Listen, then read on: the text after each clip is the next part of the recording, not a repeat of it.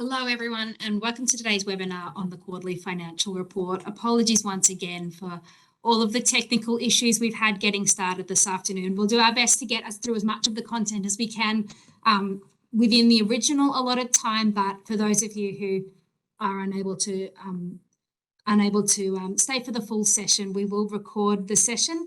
We'll just get that recording started now, and then you'll be able to catch up what you've missed on the recording at a later date and time. So I'd first like to acknowledge the traditional owners of the lands on which we meet and pay my respects to elders past, present and emerging. I'd also like to extend this acknowledgement and respect to any Aboriginal and Torres Strait Islander people attending this webinar today.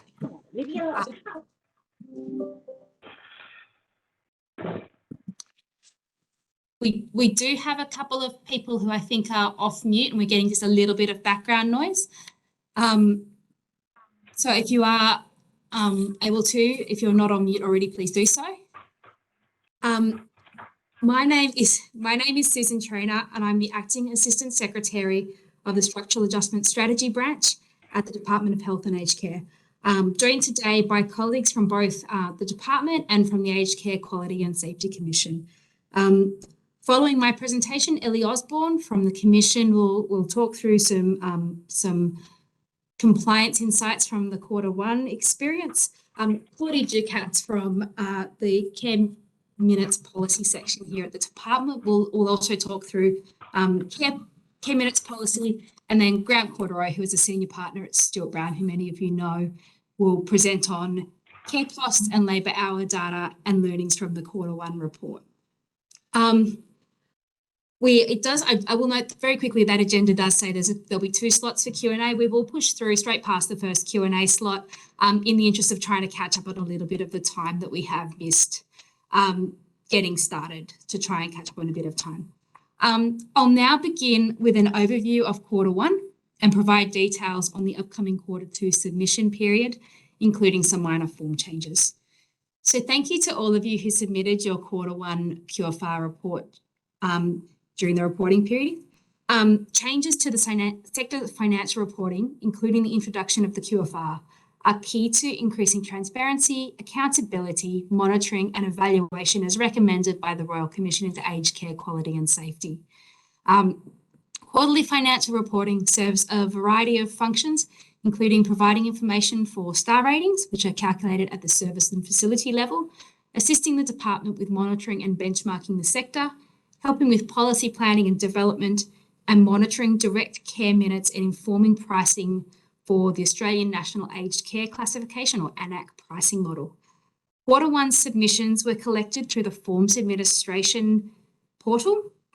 Most reports were received in the final week before submissions closed.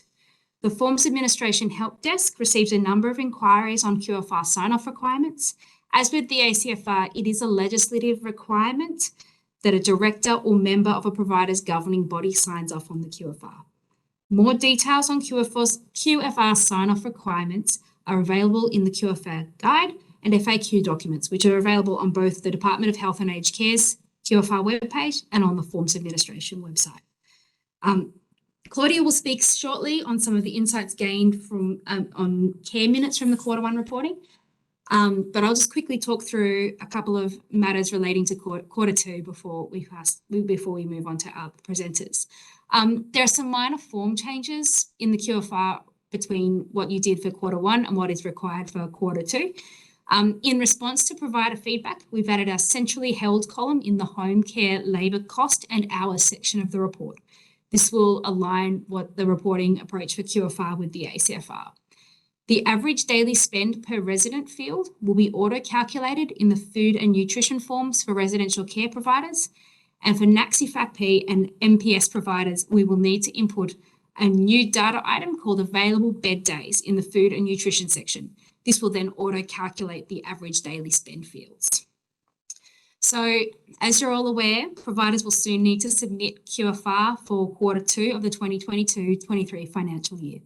Q2 covers the reporting period from October 1, 2022 until 31 December 2022. As with the Q1 reports, providers will submit the Q2 report through the forms administration portal. To accommodate for the fact that we're hoping a number of you are able to have a bit of a break over summer, providers have 45 days to submit Q2 reporting instead of the usual 35 days to submit your report. This means that the portal will open for submissions on the 1st of January 2023 and close on the 14th of February 2023.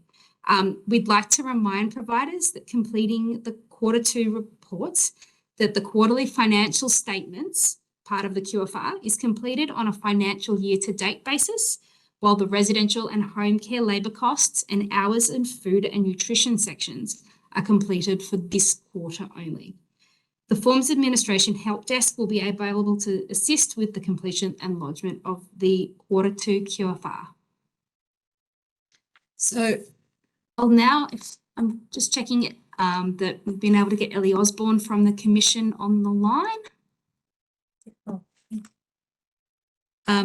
Great, looks like Ellie's on the line. So Ellie, I'll now pass to Ellie Osborne, who's the Director of Prudential Compliance at the Aged Care Quality and Safety Commission, to discuss some compliance insights from Q1.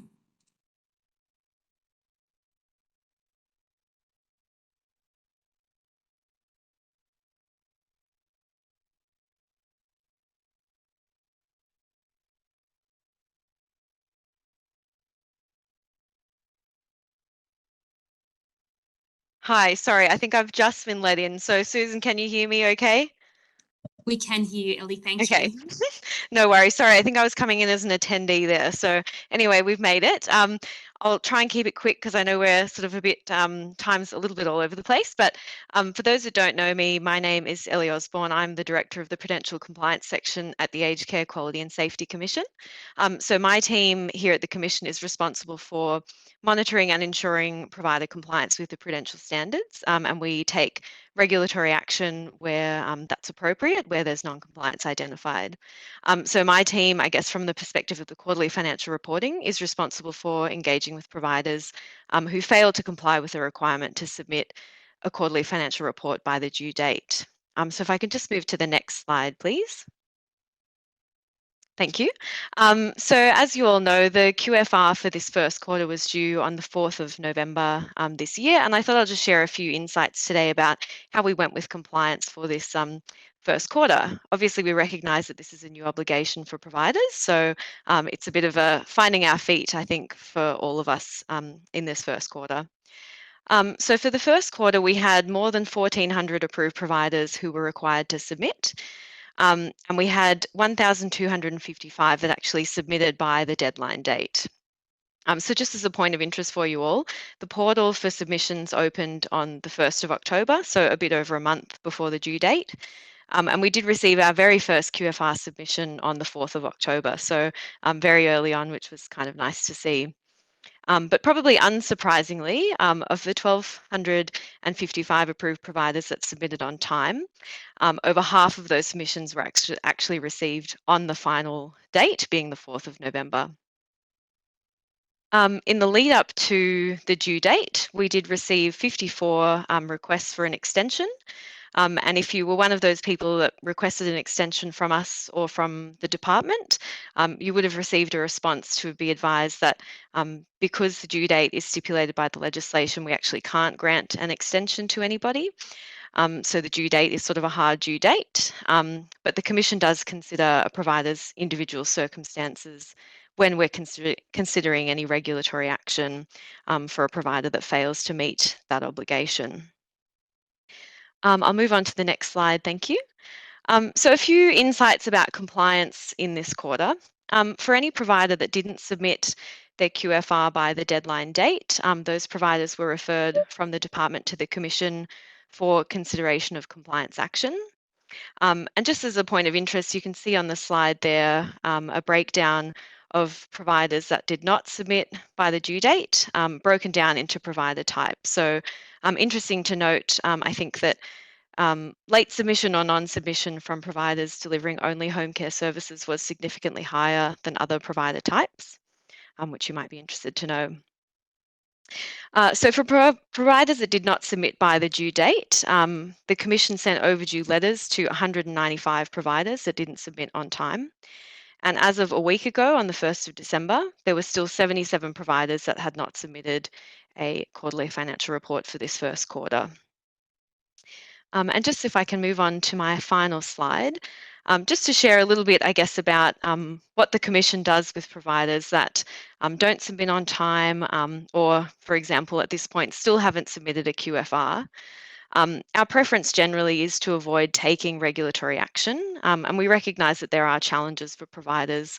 It's been a tough year, I think, for a lot of providers, and we certainly recognise, as I mentioned in the extension requests that we've received, that some providers do have, in some cases, pretty extenuating circumstances. But we are keen to make sure that providers do comply with this obligation. There's certainly an importance, I think, with the data. There's obviously impacts on other things like star ratings and so on. And it's important for us to see this financial data so that we can actually identify potential financial viabilities for providers as well. So all providers that did submit late have been reminded of their obligation to report by the deadline, and we'll certainly be keeping a close eye on those providers in the next quarter, and for any providers that repeatedly submit late or don't submit at all. And further to that, the Commission will consider regulatory action, so formal action, most likely in the form of non-compliance notices for any providers who fail to submit their QFR or consistently fail to meet that deadline date. So certainly, if you submitted late this year, you would have received correspondence from us, and we will continue to keep an eye on providers to make sure that compliance, that QFRs are submitted on time in future. I think our compliance rates were maybe, we had sort of a high level of non-compliance, I suppose, in some provider types, as you would have seen on the previous slide. But as we all become a bit more familiar with this new obligation, I expect that we'll see some of those compliance rate change a little bit in future. So that's all from me today. I don't know if we've still got time, Susan, for Q&A for me or not, but if there's questions coming through in the Q&A chat, I'm sure we'll try to get back to people or take on any FAQs as well. Yeah, thanks, Ellie. I think in the interest of time, we will move on to our next presenter at this stage. If there's time between here and 3:30 at the end, we will come back for questions for all of our presenters. In the meantime, if you do have any questions for Ellie, please submit them in the Q&A in the bottom corner. We'll get to those that can be answered with a fairly straightforward response in writing in that Q&A chat. More complicated ones, if there's time, we'll come back, or we will do a response through our FAQs on the website after the webinar. So I'd now like to welcome Claudia Ducatz, who is our next presenter, to talk about Care Minutes policy. Thanks, Susan. Good afternoon, everyone, and thank you for joining me today. My name is Claudia Ducatz, and I'm a Director of the AN-ACC Policy and Care Minutes in the Residential Care Funding Reform Branch. My presentation today is about the Residential Aged Care Funding Reform Policy of Care Minutes. I understand everyone is interested in learning more about this, and we'll have some time at the end, hopefully, so we can answer some questions. This slide you may have seen previously in other webinars, but we feel it's an important one to get the message out on. The aim of Care Minutes requirements is not just to increase the average amount of care time for each resident, but to raise the quality of care that is being delivered. This is why there is a focus on care being delivered by registered nurses, enrolled nurses, and personal care workers. In line with the Royal Commission's recommendation, only the worked hours of these roles will count towards the Care Minutes targets when they are providing personal care to residents. Care delivered by other staff, such as allied health and lifestyle services, cannot be counted towards your Care Minutes targets. As you can see, this slide sets out the duties for direct care, but due to time, I'll only discuss their definitions.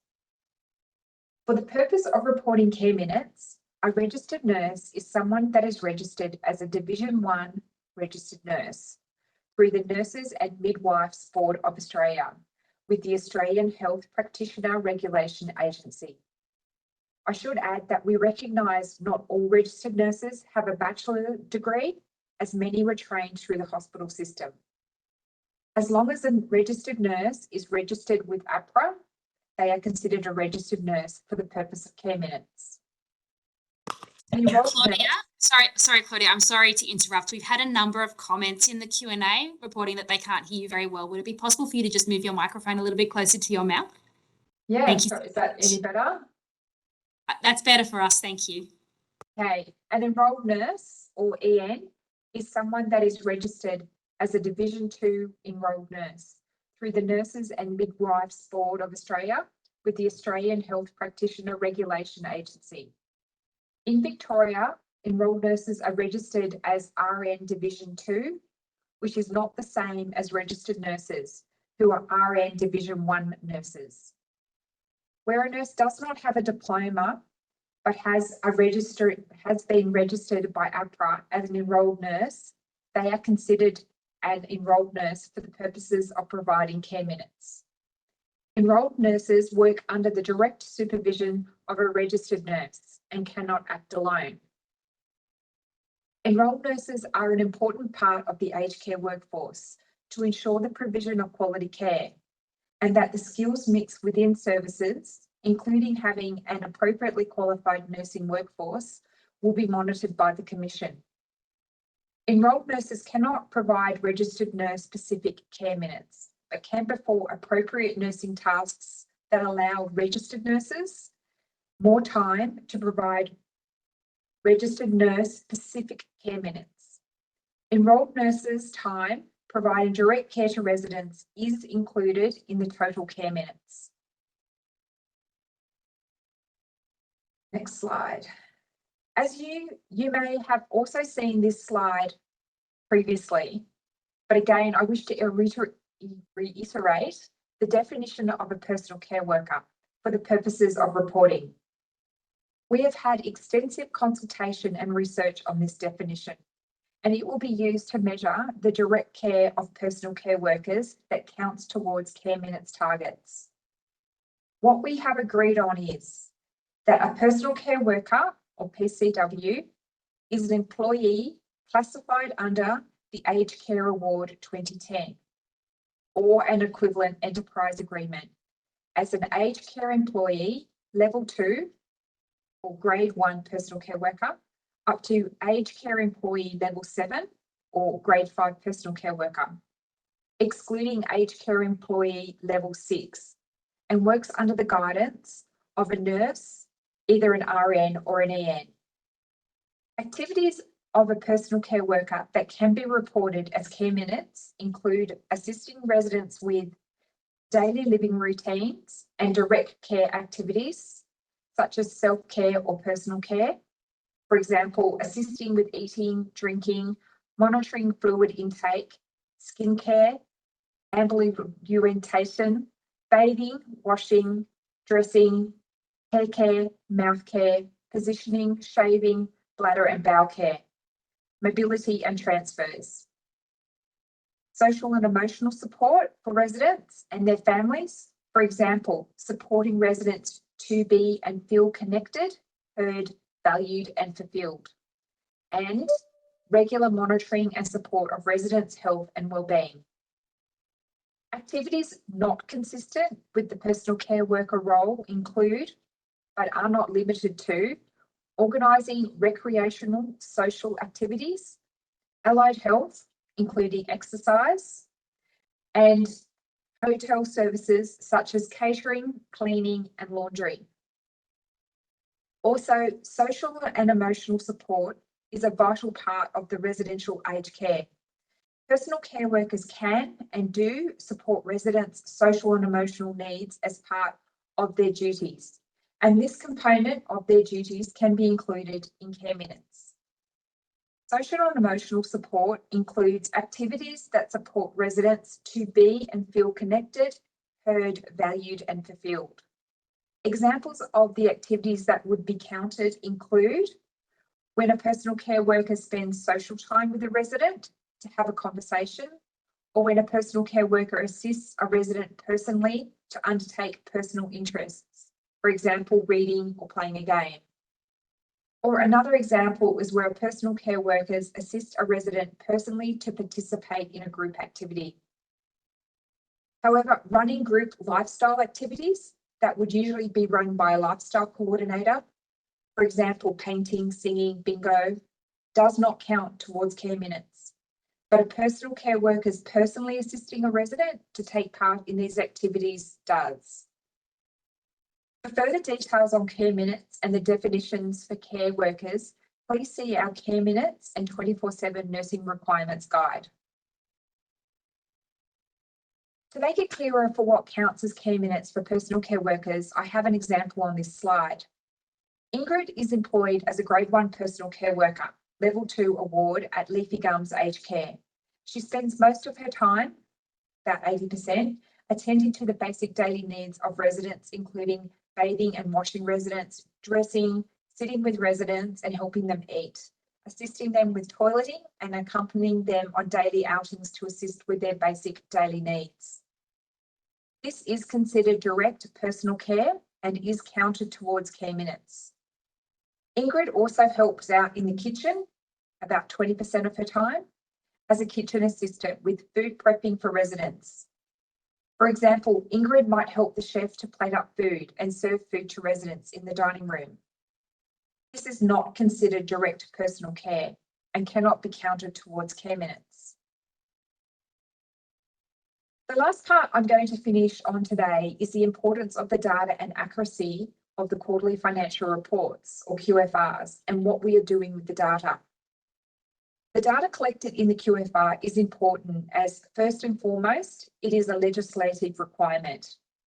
Secondly, this data will feed into the star rating system, which starts in December 2022, to help support older Australians make informed choices about services. Thirdly, it will assist financial monitoring of providers, which is key to minimising the risk of business failures and protecting consumers from potential disruptions to the care services they receive. Lastly, this data will be used to help inform recommendations on prices and funding for AN-ACC, and will be used by the Independent Pricing Authority, the Independent Health and Aged Care Pricing Authority.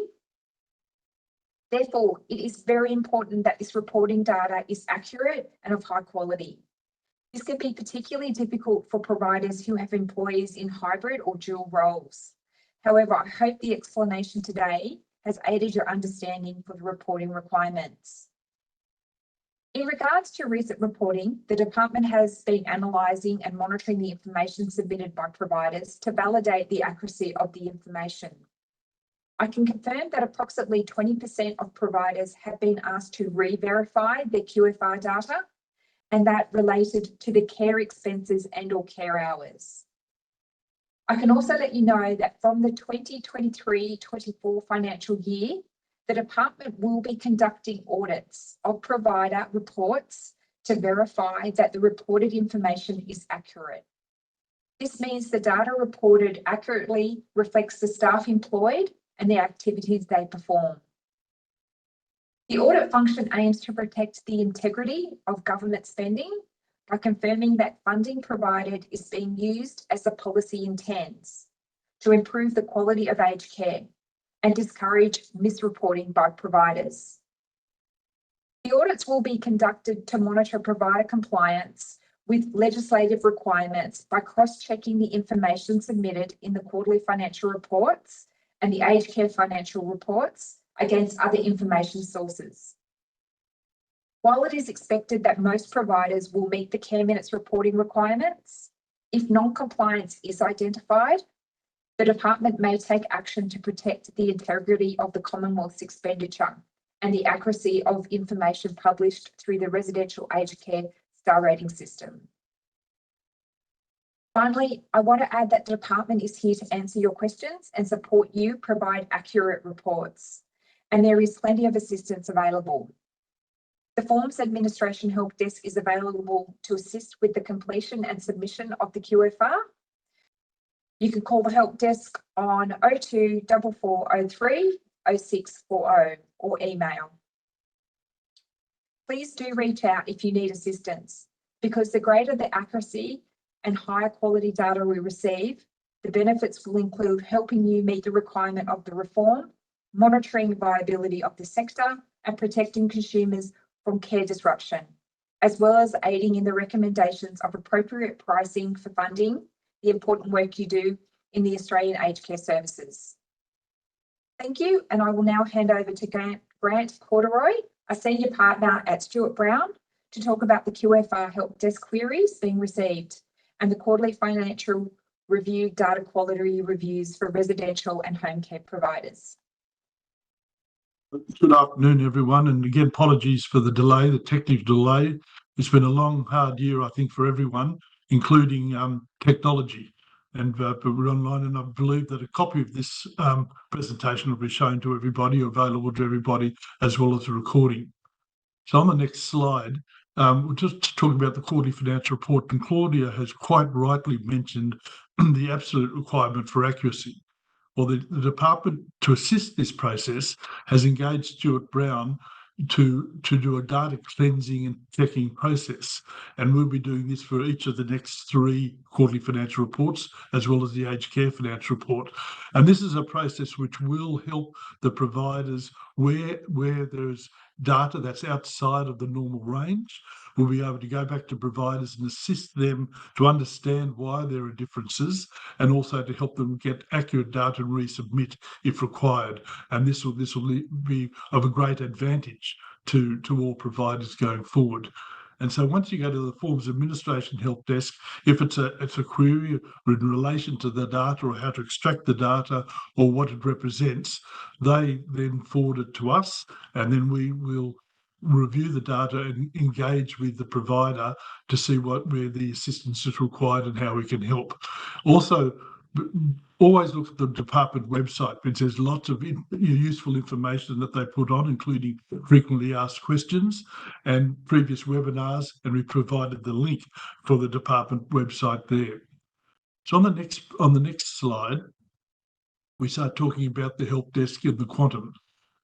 The queries, the 4th of November was the closing date for the first quarterly financial report, and we all recognise that the first one is going to be the most difficult one going forward. It'll be a lot easier from here on in. And we received 123 separate queries were submitted to the help desk in that period from August until the 4th of November.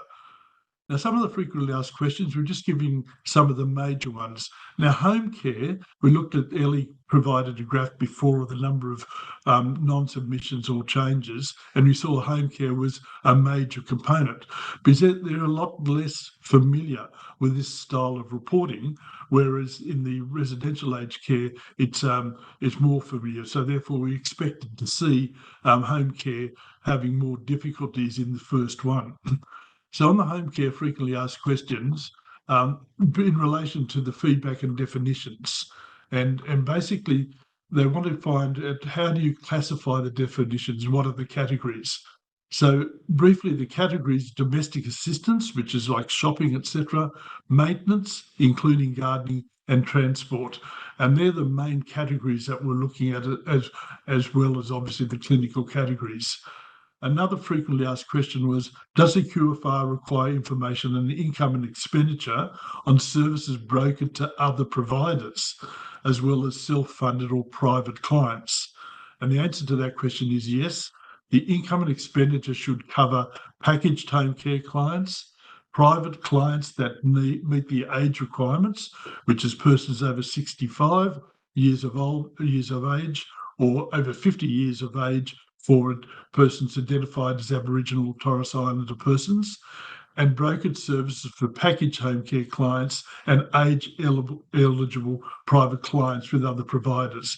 Now, this is required because we want to understand what services are provided and how many hours of services and cost of services provided, be it a private nature or through the funded home care packages. So on the next slide, one of the other questions for home care providers: as with residential aged care, home care relies on agency or other contracted staff. If these persons do not provide hours of service, how should we record these services? And this is really a transition area that we're going to be coming with agency staff and brokered staff. And so we need to let the contractors know, under your terms of trading, that we need of the requirement, and explain to them the reason that they need to get this data from them, because it goes to the quarterly financial reports, which also go to representing what the funding required is necessary. So it's important that we explain to the contractor and say, look, we do want to get this information. We need to get it from your systems. It shouldn't be should be readily available or not that hard to get. But in this transitioning period, it is reasonable to make estimates, but estimates that are based on a reasonable assumption. And I really always suggest that you document your assumptions going forward, so if there's any query later, you know how you got to that assumption. So on the next slide, we're looking at some of the residential aged care systems. Many payroll systems have labour hours based on pay periods, which do not fully align to calendar quarters. And this is always an issue. This comes down to accruals. So we want to know how do we extrapolate for the difference. Now, it's important that we quite rightly marry up a calendar quarter with the pay period. So if you've got a pay period that overlaps a quarter, you need to accrue it and not take, if a pay period, for example, finishes on the 26th day of the previous month, you need to accrue for the 4 or 5 days to the end of that quarter. If a pay period goes to the 4th day of the following quarter, you need to make sure that your accrual eliminates those 4 days, because we're looking at the bed days, the occupied bed days, which is an important metric for each quarter, and that's based on the number of days in that quarter. So the pay periods have to align with that same period or the data, otherwise we're going to get a mismatch. So it's really important to have those things look at, because when we're doing our data cleansing, we could see when they're out of range, a lot of the time it was purely around to this accrual, that the accrual for the hours or the minutes didn't align with the actual occupied bed days and the costs. What constitutes non-worked hours and worked hours? Non-worked hours are usually those hours associated with leave or training that do not represent direct care to residents, and that's what they represent. What is the definition of a bed? Now, apart from the obvious physical definition of a bed, in this context, a bed includes both respite and permanent beds. And so you need to include both of those when you're looking at your bed days and your bed day statistics. Now, on the next slide, what are the average pay rates?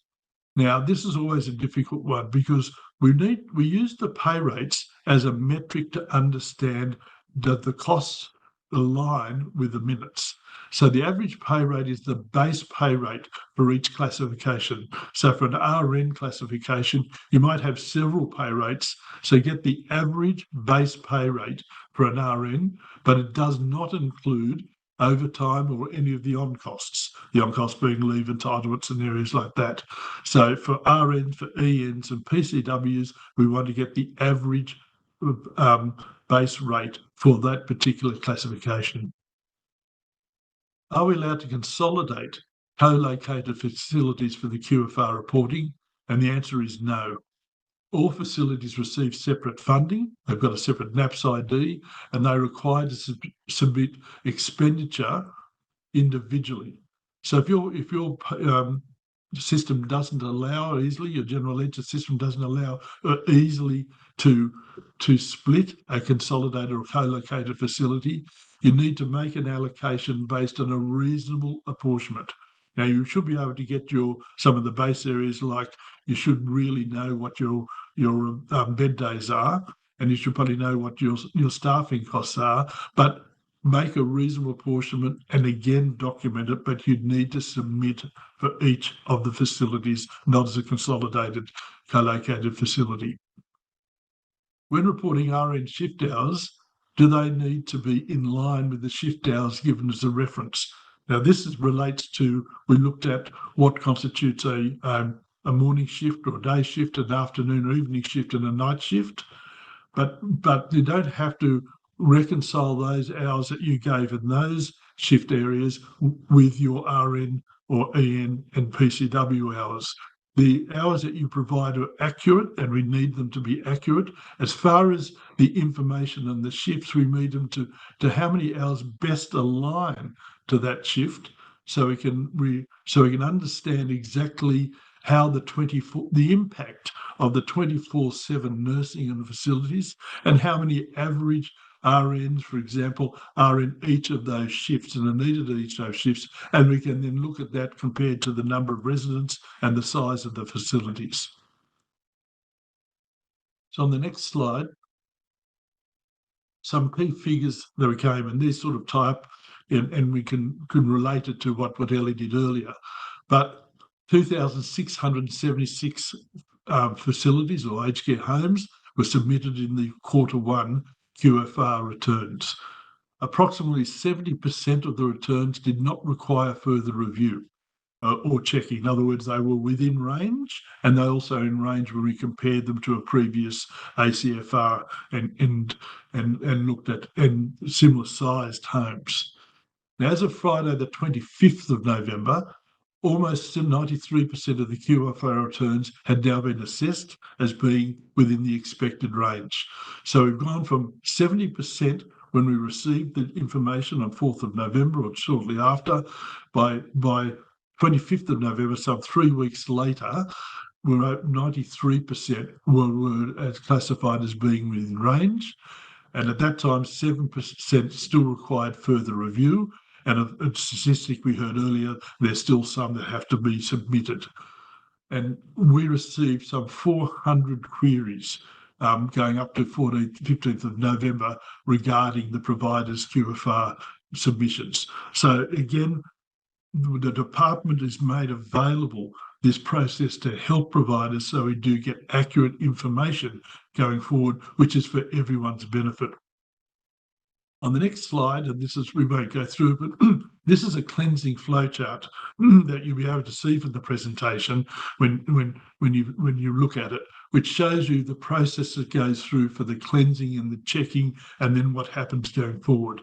So again, there are a couple of key components, but this is a graphical presentation that when the data is received, it does go through a very rigorous cleansing and checking process, which involves us going back to providers if we feel that there's data that doesn't quite tie up, and sometimes there's a very acceptable reason for it. We're not making judgments on it. We're trying to help providers get the right accurate data. So on the next slide is when we're looking at the reviews, what are the key areas we focus on? And we want these for key areas that you need to focus yourselves on when you're preparing the quarterly financial returns. Now, occupancy, the occupied bed days and available bed days is a key component. Now, occupied bed days is how many days are filled by residents. We all know what that means. But available bed days, again, is how many bed days are available for a resident to be filled in your facility based on the current metrics of that facility. So it's not your approved places on a facility, it's actually how many beds are available in that particular home that could be filled, and that's your available bed days. And then obviously the metric between occupied bed days and available bed days is an important metric that we use, because if, for example, your occupancy was low, we question to ask, because that could affect the data. Of course, if your occupancy percentage seemed to be over 100%, we'd obviously realise there's an issue there that we need to look at the data, because it does affect the calculations and the metrics. We also looked at the direct care minutes to the direct care funding, because obviously the different levels of funding will require different minutes will be needed to be required, and that's a metric that we look at. So where, again, in our cleansing and checking process, if that relationship is out of range, that's when we flag it for further investigation. And the direct care expenditure to direct care funding. So minutes and expenditure, we're getting both, but we do check the relationship between the two to make certain that the dollars ties up. So very, very, very quickly, when we get the average rates of pay, when we get the direct care dollars, and they're divided by the average rate of pay, taking allowance for on costs. And if it, for example, said a registered nurse was $15 an hour based on the minutes, we then know there's a problem. So it's an important metric that we think providers should be aware of and looking at also before they complete their returns. And trend data and on direct care minutes expenditure covers the aged care already, the tools that we've got available and the department have available. They've got the aged care financial report for year end 21, which included the minutes and the dollars for direct care. We've got the aged care financial report for financial year 22, which we're now cleansing and doing the data process now. We've got the first quarter of the QFR submission. So if you think when we come to the second QFR submission, there's a significant amount of trend data that can be looked at. And again, we'll work with, and the department will work with providers if they think something is outside of the trends, because Claudia's mentioned there will be an audit process from the department or the Quality Commission, but we want to make certain that the department wants to make certain that providers understand and we get things right, so we don't have negative results from the audit process. On the next slide, we talked about occupancy again. Really important because it's a key metric. So we need to make certain that you get that occupancy absolutely right. Know what your bed days, how many bed days have been filled, and also you can check that back to your returns, but also what your available bed days, and use that as a metric going forward, because it's certainly a metric that we use in the cleansing process, but one that the department will also be looking at when they're doing the overall reviews. On the next slide, we've talked about the direct care minutes compared to direct care funding. So this is just expanding more on what I've said. But as an example, we talk about the mandated 200 minutes. Now, the mandated 200 minutes is an average for the sector. So using ACFI, and remember ACFI, unfortunately, the first quarter returns are ACFI. The second quarter is going to be based on AN-ACC. But on the ACFI using example, if you've got an ACFI of $150 average per resident per day, you're not expected to have 200 minutes on that basis necessarily. But if you've got an average ACFI of well over $200 per day, the expectation you will have well over 200 minutes. So look at that relationship, and that's a relationship that the department and the star ratings and also the Quality Commission are going to be using very extensively going forward. Remembering that from here on in, it's going to be AN-ACC funding. On the next slide, we talk about the direct care expenditure, and again, the pricing authority. Now, they're going to be a really important component, because we know that with AN-ACC, it's going to take a little while to get all the settings right.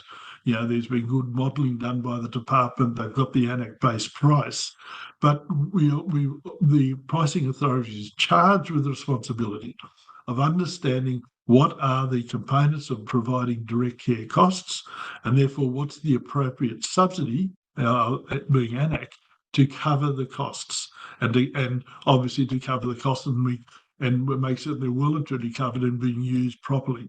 So it's really critical that the pricing authority gets this accurate data. And of course, the department will be working with the pricing authority. We'll be working with them to make certain that they identify that things that where some data is out of range, what are the reasons for it? But even when it's in range, as we said in the previous slide, that we need to make the comparison between your funding, your dollars or direct care dollars, and your direct care minutes is all relational, and it's not just a blunt instrument, which it certainly isn't for meeting the mandated minutes. So on the next slide, trend data and direct care minutes covering the previous quarters. And I think it's really important for providers when they're looking at and submitting their returns to make certain they compare their results to previous submissions that they've given before each of the homes. Because when you get an outlier and a trend that looks completely different, that will lead to a question. Now, sometimes and often there might be a legitimate reason for it, but let's avoid it where it's just been a mistake. Some of the areas that we saw mistakes this year were having the incorrect bed days, or were having the accrual of the dollars or the accrual of the minutes didn't quite align. But look at that. Look at the trends that are going back from your previous returns, your aged care financial reports, and then your previous quarterly financial reports. Again, part of our process, cleansing and checking process, we'll be looking at that, and we'll assist you in that regard. So I think that my time is probably up at this stage. I think I'll let go through to, we might have questions and answers. Thanks, Grant. Look, in the interest of time, we had intended to have a Q&A session now, but given we started quite late, and I'm sure that some of you on the line have other places that you needed to be at 3:30 today, we are proposing that we will continue to work through the questions in the question and answer chat on the right side of the screen. Some of the team have offered to stay after the webinar has closed to continue to work through those for those who are able to stay on the line and wait for a response. We will also provide an email address in one of the later slides that you can send questions to. And then the questions that are in the chat, as well as those that are provided on that email address, we will update the FAQs on both the Department of Health and Aged Care's website and the Forms Administration website to provide answers to those questions and make sure that you all have that information before the time comes to complete the Q2 report. But in the interest of time, we will now move on to the final item on our agenda, which is other issues and next steps. So we'd like to give you some advance notice now that the department is developing a new IT platform for the QFR, which will be introduced in 2023. We will, of course, have another webinar before the next quarter reporting, and at whichever stage we introduce that new IT platform, we will make sure we provide plenty of information about that at that point in time. But to give you some information about that now, to ensure the new system best meets the needs of aged care providers, we've conducted some co-design activities with the sector. These co-design activities include user experience sessions and a QFR workshop with aged care providers, which I'll present a little bit more on in the next slide. Future opportunities for collaboration with providers as we develop the new system are being investigated, and we hope to engage with members of the department's Digital Transformation Sector Partners Group in the new year. This group works to facilitate digital transformation through bringing together government and the sector. The Sector Partners Group meets fortnightly to discuss and progress thinking around aged care digital transformation priorities.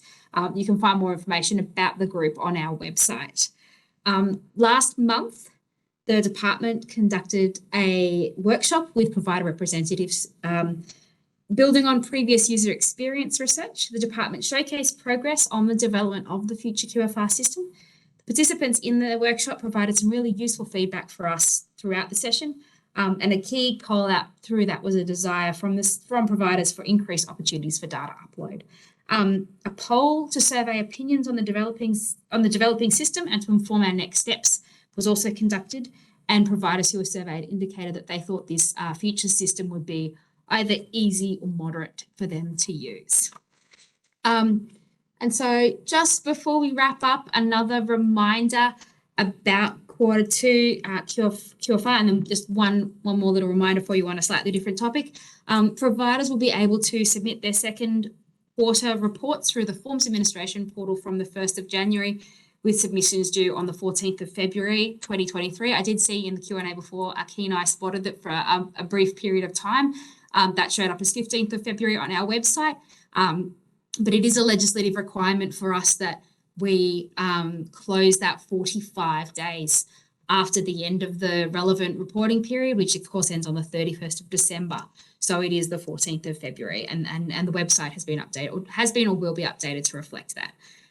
Guidance materials, including definitions, FAQs, and guides, are available on both the department's and Forms Administration's websites. The slides from today, a recording of the presentation, and a transcript of this webinar will also be available on both of those websites soon. The Forms Administration Help Desk will be available from the 3rd of January to assist with the completion and lodgement of the second quarter QFR. So that is 2 days after the submission window opens, but so there's just a couple of days there where you'll have to wait if you have questions for assistance with that. So please call or email if you need any assistance. The phone number and email address are on the screen.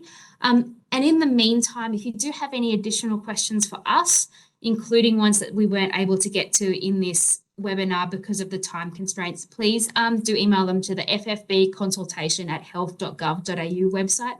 We'll be happy to answer them through that and to then put those additional questions up on the Q&A. And just finally, before we wrap up, we would like to take this opportunity to remind providers that applications for the aged care registered nurses payment to reward clinical skills and leadership are due to close next Wednesday, the 14th of December. The payment rewards registered nurses who work for the same aged care provider for the duration of either a 6-month or 12-month eligibility period, with payments worth up to $6,000. Employers are responsible for applying for the payment on behalf of their eligible registered nurses, and we're very keen to make sure that every eligible nurse is able to receive that. For further information, FAQs and the application form, please visit the Grant Connect website at www.grants.com.au. Thank you so much for your attendance today. We apologise again for the real technical issues we had getting this underway, and appreciate that for some of you that's meant you've had to leave a little bit early, or for some of you, you may have to watch this on a playback on our website later. But we really appreciate it, and we look forward to seeing all of your Q2 QFR reports coming through early in the new year. Thank you.